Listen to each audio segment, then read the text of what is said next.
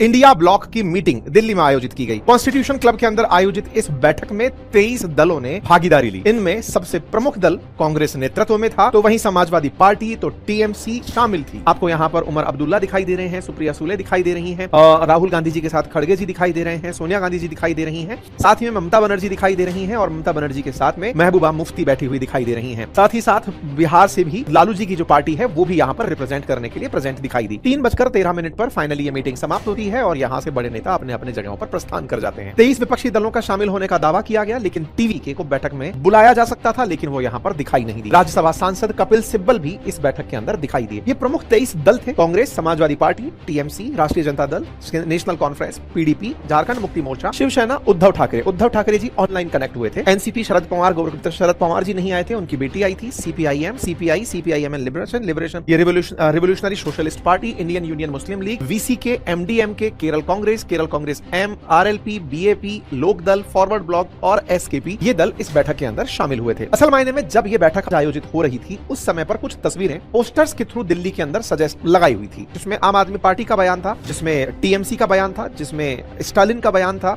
जिसमें अरविंद केजरीवाल का बयान था। इन बयानों में बार बार राहुल गांधी जी के ऊपर, इंडिया अलायंस के ऊपर ये वॉर किया जा रहा था कि आप मतलब जो इन्होंने आज तक कांग्रेस के बारे में बयान दिए या राहुल गांधी जी पर बयान दिए, उन सबको पोस्टर्स के अंदर दिखाया जा रहा था। ये सब बातें इसलिए थी, हालांकि बाद में यूथ कांग्रेस ने इनको फाड़ दिया। जो ये ब्लॉक था वो असल में दिख साथ रहे थे, लेकिन केवल एक फोटो अपॉर्चुनिटी थी। सबके आपस में एक दूसरे से रार थे। फिर चाहे बगल में बैठी हुई ममता बनर्जी हो, फिर चाहे आम आदमी पार्टी के नेता हो जो प्रेजेंट नहीं हुए, उनकी अपनी प्रतिक्रियाएं हैं। वो कहती है कि कांग्रेस का अलायंस कोई मकसद नहीं है, उनको खुद को मजबूत करना मकसद है। 5 बड़े मुद्दे निकलकर आए, जिन 5 मुद्दों पर सहमति बनी कि चीफ जस्टिस ऑफ इंडिया को लिखा जाएगा इलेक्शन चोरी के ऊपर। दूसरा लिखा गया कि एजुकेशन मिनिस्टर के रेजिग्नेशन के लिए एक पूरी तरह से इमीडिएट रेजिग्नेशन डिमांड किया जाएगा। नंबर 3 डिमांड रखी गई कि केंद्र सरकार से कहा जाएगा कि एक ऑल पार्टी मीटिंग बुलाई जाए, जिसमें unemployment, price rise, farmers issue, atrocities, इन सब बातों को लेकर के हमारे सभी दल आपस में मिलकर बात करें। साथ ही साथ इंडिया ब्लॉक हर 2 महीने में मिलेगा। अगली बैठक हैदराबाद में आयोजित होगी और मानसून सत्र के दौरान पार्लियामेंट्री कोऑर्डिनेशन कंटिन्यू रहेगा। डेली मॉर्निंग के अंदर मीटिंग्स होंगी ऑफिस के अंदर, सो दैट अपोजिशन एक कंस्ट्रक्टिव तरीके से भूमिका निभा सके। ये फाइनल टेक अवेज 5 बिंदुओं के साथ ये मैटर फिनिश हुई है।